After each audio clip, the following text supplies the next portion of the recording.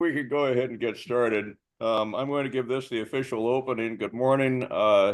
Dan Spots, retired. I'm hosting, and welcome to the Dallas Area Chamber of Commerce Community Affairs.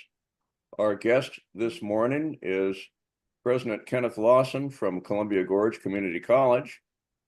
And I'm going to, Lisa asked me to host this morning, so I'm going to go ahead and go around the room and ask people for updates from their organizations. Before we ask Dr. Lawson to speak to the college. So we may be admitting a few more people as we go in, but let's go ahead and get started for now. And I think I'm going to start by introducing my successor at the City of the Dalles as Economic Development Officer, Jacob Anderson. Good morning, and any updates from the city? Good morning, Dan, and thank you for all the work you've given me. No updates as of right now that I can think of off the top of my head. We are getting ready to apply for a TGM grant that the county got last year and the city didn't get, but we're going to be reapplying for that to do a west side transportation study. So I'm working on that right now. Excellent. Good. Corliss.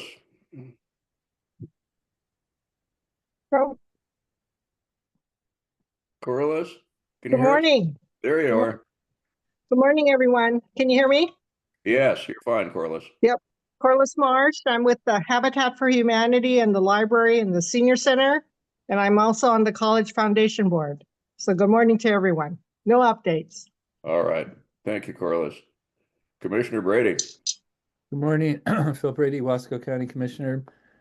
We on Tuesday night at the county building, Elaine Albrecht, the Columbia Gorge Scenic Area Commissioner representing Wasco County, had a town hall meeting that was informative, respectful. There's been some dispute regarding the role of county planners, and I've had some conversations with others at the Friends of the Gorge, and that issue has been pretty much resolved. Otherwise, looking forward to our presentation today. See what we have here. Thank you, Phil. And Dave Peters. Morning. Good morning, Kenneth and Jacob. Dave Peters, Columbia Cascade Housing, Macomb Housing Authority. I've been saying for a while, Round Road is going to have a groundbreaking ceremony at the end of the month. So that's now Mariposa Village on Round Road in Hood River. We're also, other people are doing the work, but we're continuing to apply for continued funding for the project where the old DeHart's Market is. So we're going to be developing that. I believe it was about 70 or 80 apartments there. So there's quite a few things happening. We do have a new real estate developer that's coming on at the end of the month. So those things will be moving forward even faster, I hope. Thanks. Thank you, Dave. I was wondering about status on that one. Jake, that's off of Chenoweth Loop Road over by McCad. And Sue Davis. Good morning. Sue Davis. I'm with the Columbia Gorge Community College, and I'm the Executive Director of Advancement, which covers our foundation and our marketing team and our external relations. Just one bit of news for us is that we're about to award $200,000 in scholarships for the pool of applicants who sought funding for next academic year. Fantastic. 200,000. Sue, when I started with the college many, many years ago, we were able to award about 40,000. That's tremendous. Good work. Wow. Well, some of that is inflation. Some of that is just, pure expertise. Jennifer Zimmerly. Good morning, everybody. Jennifer Zimmerly, Adventist South Columbia Gorge, and this week we're celebrating Nurses Week. We had our annual nursing awards yesterday, so always great to say thank you to those frontline workers that care for our community. Fantastic, and thank you for joining us, Jennifer. It's good to have the hospital on board here. Dr. Lawson, let's turn it over to you. I'm pleased to introduce Dr. Kenneth Lawson, President of Columbia Gorge Community College. Take it away, sir.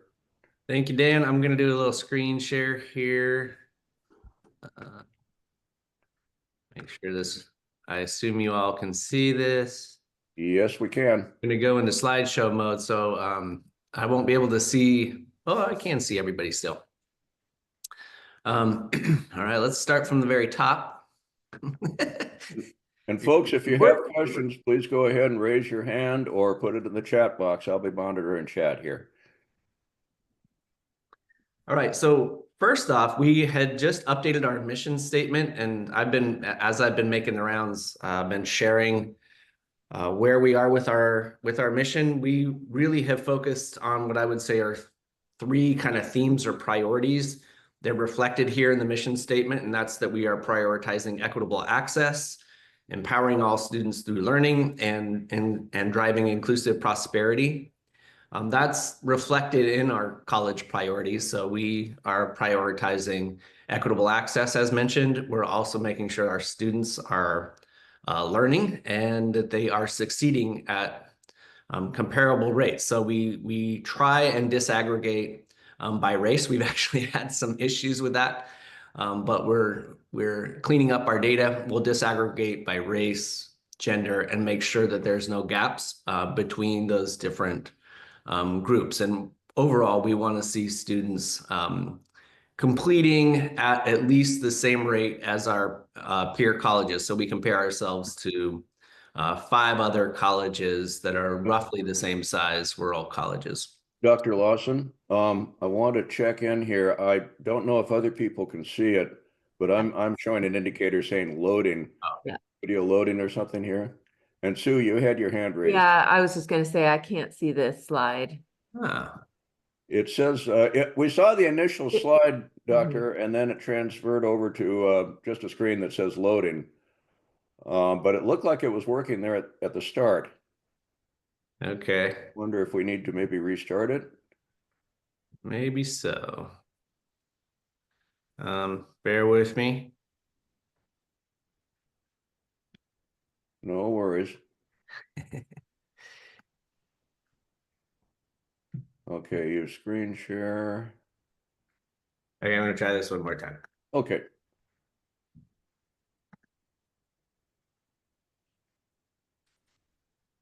Well, yeah, it looks frozen in there. There. There we go. Maybe you should just stay out go. of presentation mode and just stop. Yeah, let's do that. So here's what I was just sharing with y'all is like this, our priorities are connected to our mission, and it's around access. And again, I was talking about a little bit about making sure that our students are learning and succeeding at the same rate, regardless of gender, race, or other characteristics.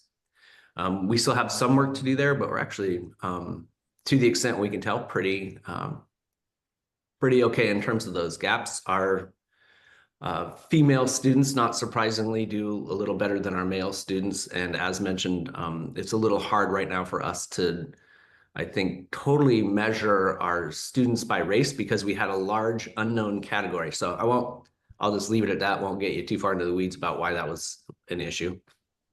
And then our third priority, which probably I want to emphasize, especially with this group, is fostering economic growth, inclusive prosperity, and a thriving community.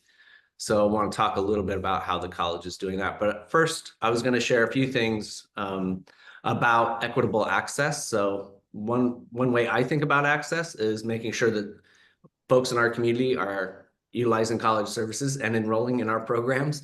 So first thing we look at is enrollment. We have a goal to be at 1,200 FTE by the year 2028.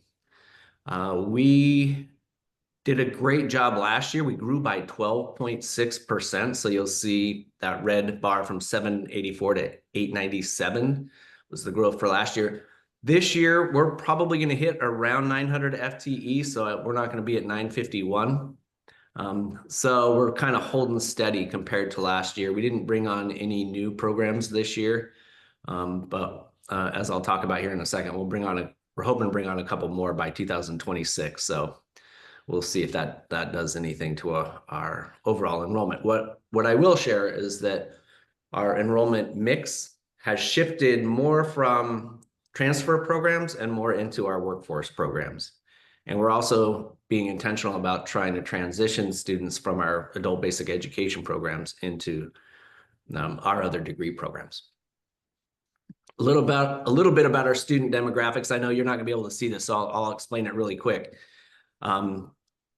The circles, well, first, the top bars are just new students starting in fall quarter. So we had 205 this fall, 2024, which was a pretty big entering class. So we were excited to see that. 52% of those students were female, 46% white, 37% of those new entering students were Hispanic students. So I think you all know we're a Hispanic serving institution. That means that 25% of our students that are seeking degrees identify as Hispanic. That's a federal designation. With the new administration, we'll see what that means.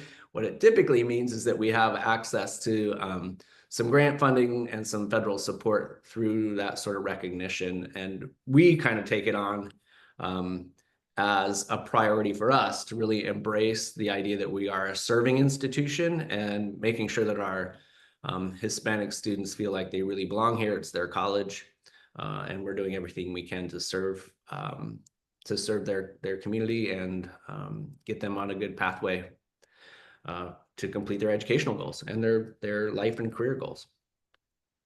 And then finally, our age range, most of our students are 19 or younger, 60%. A lot of that is because we are also getting a lot of dual enrollment students.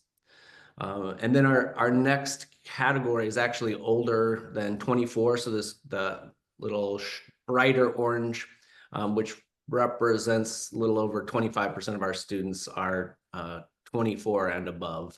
The purple is 19 to 24. And then this, I know, again, hard to read, but that big orange box, that's our transfer student population.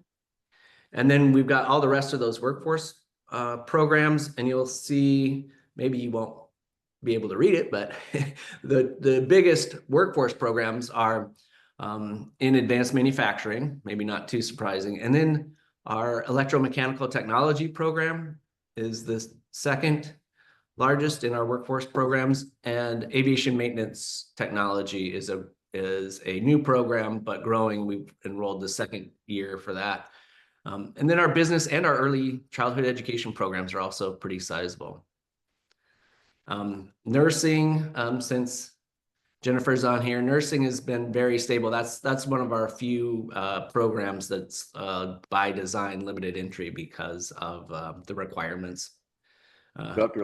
Dr. Lawson, Yeah, we have a question from Commissioner Brady. thank you. Bill, go Please ahead. describe, I zoomed, yeah.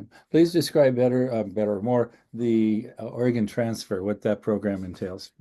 Yeah, so those are typically our transfer students. So they get a 2-year transfer degree. And the idea is they take their first 2 years of general education, and then they're ready to transfer to Oregon State, Portland State. Oregon OSU is our largest transfer institution. So they'll transfer into those 4-year universities, having completed their first 2 years. Mm-hmm. When they do they have a sense of a major when they are here, or is this are they doing generic prereq? Good question. In fact, the state itself is working on what we're calling MTMs, which are major transfer. I can't remember the M, but they're essentially transfer degrees that are specific to majors.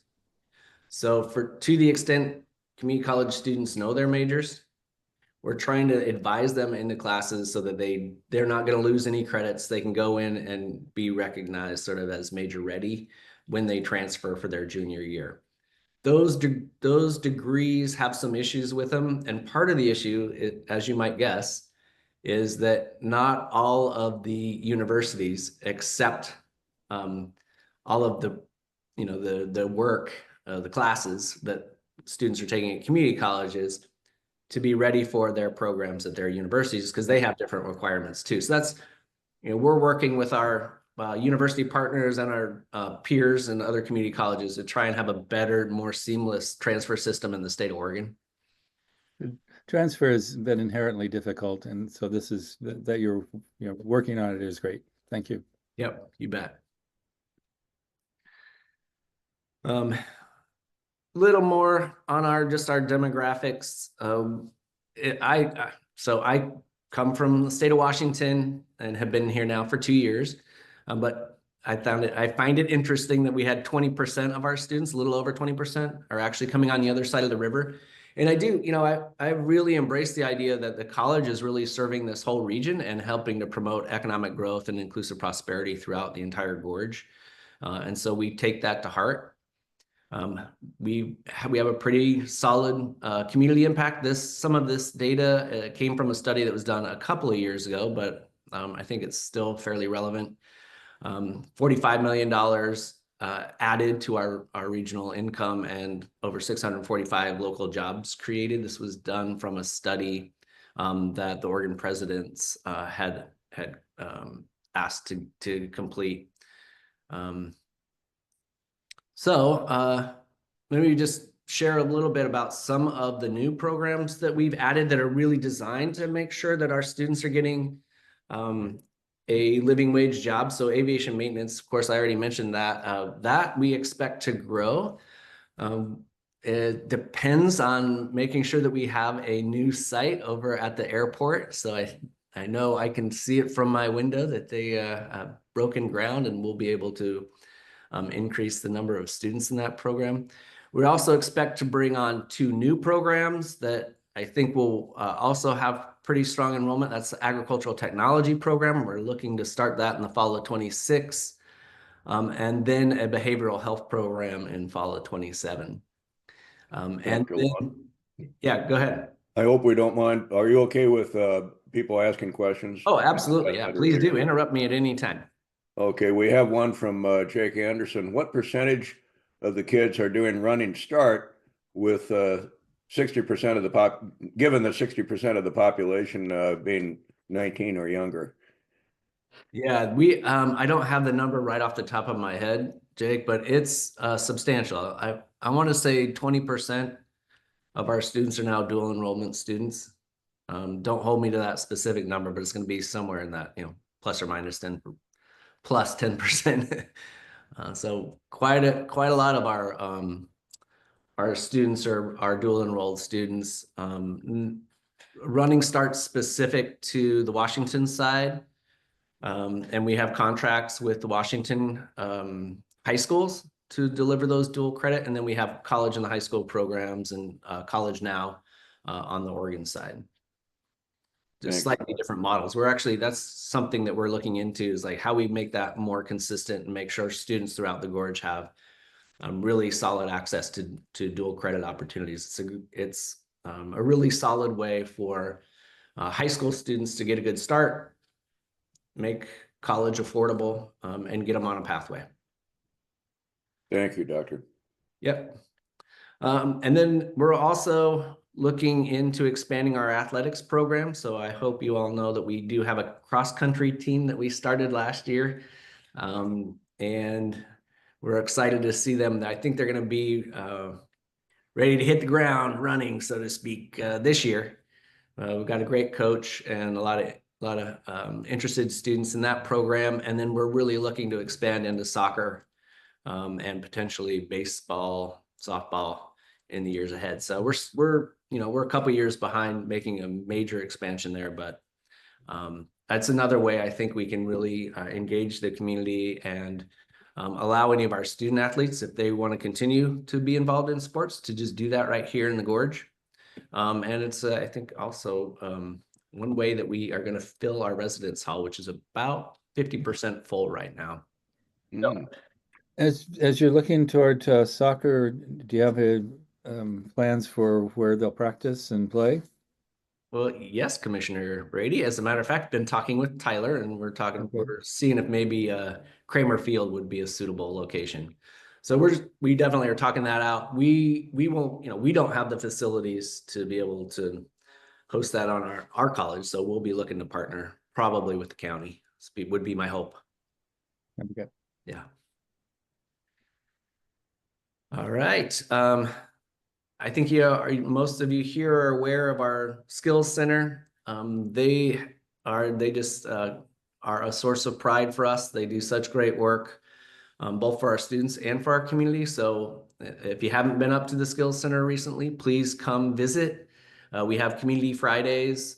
We've got some new machinery online. It's pretty sophisticated machinery. We make that available to the public. Usually on Fridays. Faculty are amazing, willing to work with anybody. We've done lots of prototyping. See that there on the slide. 1 million in product design prototyping since 2021. And this is a slide we put together in the fall. So I know they continue to do even more of that work, supporting new business products and productivity enhancements, things ranging from carburetors to dumpling presses. Our Skills Center is helping to make sure that our community has access to really high level CNC machining, 3D printing, and we just got this past year a $1.9 million grant to expand into additive manufacturing. That'll require some redesign of our spaces. It's made me a little nervous because I'm told we have to install a blowout wall in case things explode. That was meant to be funny, but yeah, I guess that's not funny. I wasn't listening to that. You caught our attention with that one, Dr. Lawson. You had it already. These slides are very informative. Good work on these. All right. Well, thanks to Sue and Tom. And then, we are also really trying to be kind of threw it down at the beginning of this year for us to really be engaged as a college in our community. And we've already been doing a lot of pretty innovative, interesting things to bring our community to the college and make sure that we're visible. One of the things that we're doing, and I'm throwing this out here partly because we've got an event going on this Friday and then May 16th too. And it's one of our math faculty, Pam Coop, puts this together. We will have over 150 students engaged in Math Day 2025. And there's just a really kind of innovative program that engages our most middle school students, over 150 of them from both Washington and Oregon throughout the Gorge, in thinking about math in a really applied way, and just trying to get students aware of different ways of thinking about math, since it has such a sometimes it has like a bad rep for being a hard subject and so on. And Pam and all of the other faculty, and we actually have some students that are doing some things too. They make it really fun and applied and engaging. So we're pretty excited to have our local schools on our campus to engage in some conversations and some engaging activities around math. I hope most of you have heard about some of the work that our advanced manufacturing program has done in the community, such as building some playgrounds in the area. This one is the event to your left there. That's a playground that was installed up at Adventist Health and fabricated and designed by our students. We also did a much larger structure that the Chenoweth Middle School helped to design, and then our students fabricated it, installed it. Just a way that our manufacturing students are actually getting really contextualized learning, where what they're doing is not just like building some kind of abstract widget that's in the classroom. They're like doing something that impacts our community and engages our community. And that is exactly the kind of programming and teaching that we are trying to encourage. We also, part of that third priority around being a thriving community, here's where athletics can also play a role in that. So we sponsored and organized a fun run. Shout out to Sue and her team for really helping put that together. We had, Sue, about 150 people that participated in the fun run that was a part of the Cherry Festival. If Lisa were here, I would give her thanks too for her her support of that, of bringing the fun run back, was through the cherry orchards, and yours truly managed to survive and not keel over dead, but I hurt afterwards. Well, you won your age group, Kenny. Did Let's not forget that. I? And let's not forget, we raised almost $10,000 for our athletics. Yeah, that's awesome. Very Mhm. good, very good. And maybe that's where to like, if there was something I would want you to walk away from this time together, it's like we are really trying to be intentional about connecting in and engaging our community. This is a quote that I shared from one of my favorite authors, and I shared this to the college community at the beginning of the year about the role of really education in connecting us together. And when we're connected together in creative ways, that is really kind of part of the mission of what we do. So when we say that we prioritize transformation or empowering students through education, this is a part of exactly what that means. And we really do want to make sure that the college is engaged in the community, connected to the community. And kind of my ask and invitation to you all is, if you have ideas about ways the college can connect with you and help advance our community, by all means, come up, knock on my door, and come visit us. Love to have you up at the college. Speaking of which, I'm going to skip some slides just because I've been taking my time here, but we are also engaged in like upgrading our spaces, and I think y'all know we had a successful bond, which we were pretty proud of because a lot of other community colleges didn't get their bonds passed. It's a tough election year this year. But we're going to be able to make some improvements both at our Hood River campus as well as in the Dalles. So some of that's just some, as you can see here, some HVAC updates, some elevator replacements, some safety upgrades around cameras, security. But there's some other things that are also, I think, going to be resources for our community, such as updating the auditorium in Building 2.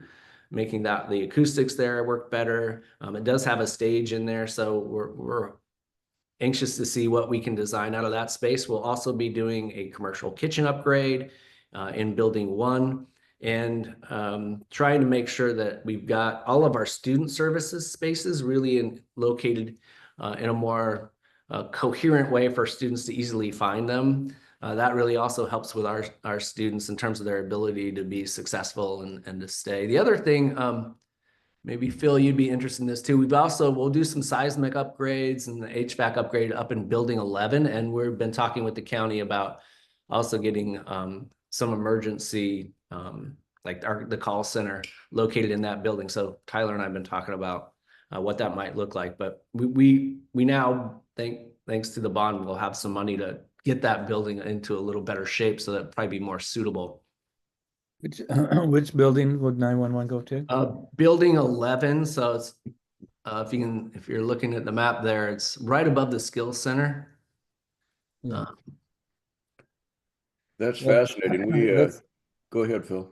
That's a domino thing because that's now located in the annex, the old hospital building, which is kind of tucked on, and we're wanting to repurpose that building or get out of it.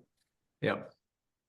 Well, I think we'll be able to do some things there, and it I think will help us too, because I think you're all going to need strong internet and everything else up there. And we do have some technology upgrades that are involved in the bond too, that'll improve our technology infrastructure, both at the Dalles campus and Hood River. So maybe I'll share one thing and then stop blabbing at y'all, and maybe we have more of a conversation. But we were fortunate to have been selected as one of 28 community colleges for the Rural Guided Pathways Project, which the National Center for Inquiry and Improvement has put together. We're in phase 2 of that project. So initially, there were 16 colleges from across the country that were really dedicated to changing how they serve students. And I don't know if any of you, I'm guessing most of you haven't necessarily heard of guided pathways, but the idea of a guided pathways approach to higher education is that instead of throwing open our catalog and saying, here's the 100 programs and certificates we offer, we try and give students a more of a clear way to arrive at their choice about what is going to help them move to their career and life interests.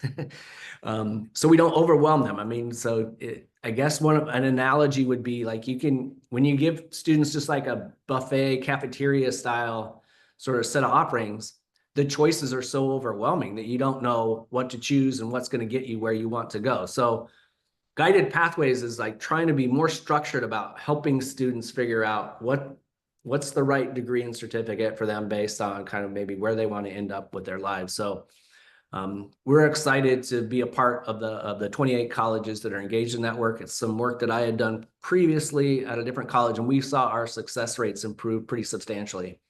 So 3-year project, we're excited to be involved in that just because we want to see our student success rates improve. And the other cool thing about this project is that it specifically involves some of our community partners and some of the institutes that we will attend. So don't be surprised if I reach out to you and ask for your involvement with us. And maybe that's just a way to quickly end here too, is just to say, just to echo that, like, if you have any ideas about ways that the college can partner with you and serve the community better, I'm all ears. We are all ears to figure out ways we can do that and make sure that we are thriving here in the Gorge.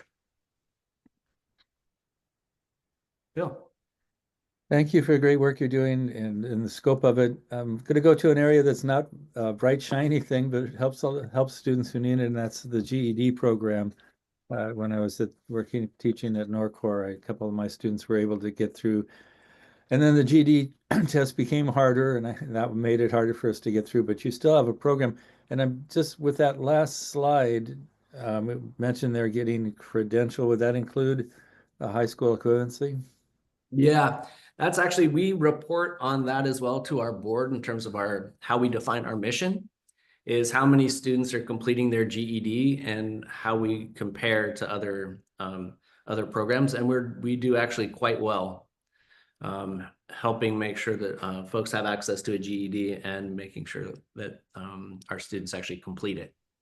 Yeah, once again, it's not something we put on posters, but it really does change people's lives. 100%. All the difference in the world. Yep, it's one of our key enrollment strategies as well, is actually not only that those students will complete their GEDs, but that we're trying to make sure that they see themselves as college going, as having college going potential, and even trying to get them on a degree, a college degree pathway. Doctor, I know, of course, an issue that affects institutions across the U.S. right now, and that's the federal funding. The 1.9 that you had mentioned for ag tech, yeah, does that still appear pretty solid? So if I said ag tech, I didn't say that right. It's I might have misheard. Manufacturing. Okay, probably a mistake on my part. Well, Dan, because right, our ag tech program, we were ready to hire a faculty member because we had that position embedded in the EPA Community Change Grant that was going to help us provide 200 childcare slots by renovating the old Chenoweth Middle School. And we've got word that grant has been now officially terminated or suspended. I think there's still some legal, there are going to be some lawsuits about that. But that's going to make it harder for us to get that ag tech program fully funded. I'm still going to try and figure out a way we can move forward with it and still stick to that fall 2026 start date. Certainly the federal situation makes it more challenging. The additive manufacturing one is not, we don't have any indication that that's in any jeopardy at all. I think the administration has its sights on anything equity related, climate justice related, and so on. And so we feel pretty solid. We have another one though for our electromechanical technology program. We had an NSF grant National Science Foundation, and that is definitely in jeopardy. That perhaps is the one I was thinking of. I know there was something besides the EPA community change. Yeah, Yeah. that's real. Yeah. It's tough. So, okay. What was the amount? Do you recall the amount on that one? No, it was in the million, Yeah. maybe 1.3 million, something like that. Are you in touch with Bree and Sarah on Yeah. that one? Are they aware? Yeah. Okay. Have you heard from Emily Sipe with the Craig's office building regarding ag tech? I think it was her turn to get back to you. I was just wondering if any response there. I'll remind her because they were interested in speaking with you about that. Okay. And Jake, this goes over into the city. This is the Craig's office building. So the owners there have 3 Mile Winery. It's a very Oh yeah. yeah. And And now I know who you're talking about. yeah, so I'll circle back on that one and see because we'll see where that might go. Great. Be eager to talk to him. Phil, go ahead. Does electromechanical, we think of wind turbines, does it also include preparation for solar? Sure does. And now it also includes battery storage or energy storage in batteries. That's great. So they stay pretty up to date with all things clean energy. And the students there have a lot of transferable skills. So you complete that program and you can work in the solar or wind or hydro. I was doing some prep work for another presentation, and it surprised me to realize that we have several projects in the permitting process here in Wasco County. 3 of the solar projects would be among the 5 largest solar installations in the country, one of them being the largest, 1,000 acres, and those include battery storage. Yes. So we're going to be a powerhouse, so to speak. Yep. Other questions for Dr. Lawson?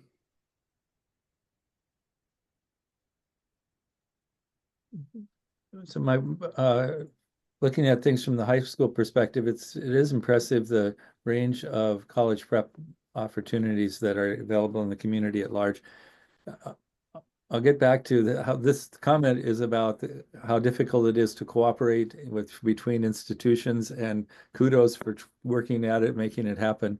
At the high school, there's an advanced placement tradition that was started a while back by Tim Zanker. My wife is in front of that now, but about to retire at the end of this trimester. Like in the last this week, 75 students sat for 3 hours taking the AP exams. It looks like stand and deliver. It's amazing. They learn that they can do that. Have that. The word is endurance. So they can stand it. Yeah. And then it's also at the high school. There's the Elaine Powtry with the Aspire program matches students with mentors to move them into higher education and really stretch them out.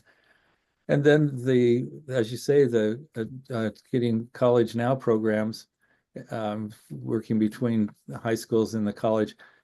And I just want to appreciate, I know that we've been working on that for a long time, and it's difficult, and we know it, they'll put it this way, we know it's difficult because we try to make it happen and get it to happen. If otherwise, if we had given up, we wouldn't realize that, this is hard work, but it's important to do. Yeah. We do, in fairness, we do need more intentional work around our dual credit pathways, and we can build out some more CTE pathways too. Our largest partner right now is Hood River High School, and I think there's a lot of work we can do still with the Dows, and I think there's some openness to that. So we're looking forward to making that one of our major priorities for next year.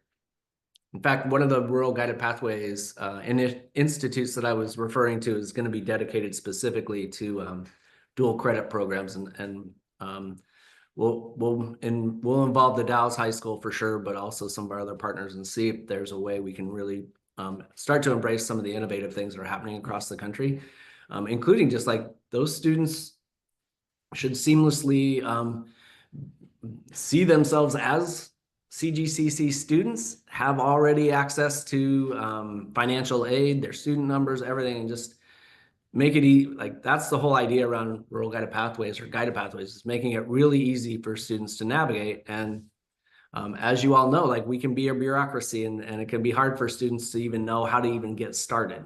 So the whole idea is we redesign our systems to make things really easy and intuitive for students to progress. It's a fascinating program. I attended, this was before Columbia Gorge Community College came into existence, when I started at Clark College, commuting back and forth from White Salmon, and hadn't a clue what I wanted to do. And this mass of all these fascinating programs, I think I took a little bit of everything, and took about 15 years for me to figure out where I was going. So good work on that. Aviation maintenance. Jake, I don't know if you have any updates on the construction program. I think we've started on the business park. Is that the groundbreaking that we're seeing, or the work that we're seeing now? And then Yes, the ground disturbance is the creation of the lots and getting ready to pour the pavement and sidewalks and get the water lines run. So that's and then hopefully, I think in June the county is planning to go out for bid, June or July, on the actual hangar. Outstanding. we're on track there. In the meantime, you're running out of the space down at We're the busting Dallas the seams. Park. Busting at the seams. The faculty keep finding like great engines and other things for students to to learn some more skills on, and we are completely and totally full. I don't know how they've managed to pack so many motors into one small space, but they've done it. It's pretty good. We Could have oh, Phil, you have your hands up. Go ahead. Let me ask this, probably more of a question for Sue regarding the foundation. I'm guessing that, well, tell me the great things the foundation is doing. Is that scholarships you mentioned at the beginning, 200,000, is that coming from the foundation or elsewhere? That is coming from the foundation, from individual donors, named scholarships. There are some corporate partners that are associated with, their desire to do workforce development. We, harking back to that EPA grant, we did plan to have another 60,000 because that was built into that grant. We would have been sitting at 260 this year. But yes, those are all foundation-made grants. So just a note on that EPA. Yeah, I understand that the college received it, or the ESD rather, received a termination letter, EPA community change. That was a $19.9 million grant. I spoke with Kathy Sturr from the city of Chiloquin yesterday. She called me up to advise that they had also received a termination letter. And as was the case with ESD, there was no outreach from the administration asking, what are you doing with this grant? Totally arbitrary decision, and I hope there is a good federal lawsuit coming out of it to stop this nonsense. And now that I'm a private citizen, I can really talk a little bit more freely. And So, I'm going to, all right? Dan, as you know, the foundation is the statutory partner in that grant, so we're not the primary applicant. So I can't lead the sort of contesting of the decision. But the Environmental Protection Network, which is a nonprofit, is leading that advocacy, and there is a process by which we can contest that termination, since the Inflation Reduction Act allocated the funding, and we are under a legally binding contract between the ESD and the Environmental Protection Agency. So we're in progress on that. That's right. Signed contract in December. So we'll see where that falls. On the same note, do you know whether, and this ESD is lead on this, so we might not have the information, whether we were going with the state of Oregon facilities grant for child care center, because that was a $2 to $4 million request and largely contingent upon the assurance of the EDA grant being an EPA grant being in place. So I don't know if the ESD actually went ahead and submitted that or not. The deadline was April 30th. Yeah, I'd have to check with Dana on that. Dana Yeah. Peterson, superintendent. Yeah, we'll find out. I'm talking with Eric next week also. Other questions for the college, though? I'm fascinated by the entire battery storage aspect now on solar. There are many different technologies, and it sounds like that's the leading one. And Phil, your information about the largest solar plant, some of the largest solar plants coming into Wasco County. Wow, I hadn't heard about that at all. Yeah, they're in the permitting process. Just to run down the numbers, Bright Night, which is located on Juniper Flat, the thing of that flat area, south of Ty Valley, that's 1,000 megawatts. By comparison, the Dalles Dam is about 2,000 megawatts, which, since this is solar, it's not 24 hours a day. Then there's already one installation out on Bake Oven Road that's between Maupin and Shaniko. If you think, wow, that's way out there, it is. They're running about 500 megawatts. They're also running sheep underneath the solar panels. I hadn't heard that until I saw them out there. Across the highway on Bake Oven Road, yellow rosebush, and there is a creek called Rosebush Creek. So it has some connection to the land out there. That's going to be 800 megawatts. And then the other projects that are being proposed is wind and solar on Ty Ridge. This was proposed 15 years ago. It was approved by the county at that time. That project terminated and was sold, and now it's coming back. And the final one is transmission, a direct current transmission line down the channel of the Columbia River from the Dalles to Portland. Interesting, the Columbia River channel is not part of the scenic area, and it's mostly Corps of Engineers. So that's they're all in their early stages. Yeah, Wasco County didn't have much happening in the first phase of renewable power. It went to wind, and now the solar is picking up. So yeah, but working with batteries has changed, and so that's where I think the ongoing jobs will be, is maintaining those structures. Yep.